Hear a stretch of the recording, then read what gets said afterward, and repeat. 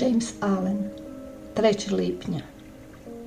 Uzmimo čovjeka sumnjičava, gramziva, zavidna uma. Kako li mu se samo maleno, bijedno i turobno sve čini. Nema veličine u sebi, pa je ne vidi ni u drugima. Podlac je i zato nigdje ne vidi plemenitosti.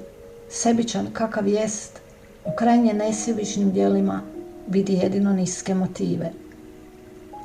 Uzmimo sad čovjeka bezazlena, plemenita i velikodušna uma. Kako li je divan i prekrasan njegov svijet. Ljude vidi poštenima, pa prema njemu jesu pošteni.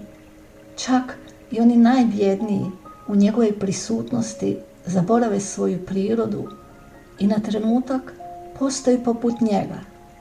Te iako ovakvim privremenim uzletom u viši poredak ostaju zbunjeni, dobivaju mali uvid u jedan neizmjerno plemenitiji i sretniji život. Uzdrži se gajenja mračnih misli mržnje i njegove blistave i prekrasne misli. Čak i kad su susjedi, uskogrudan i velikodušan čovjek žive u dva različita svijeta.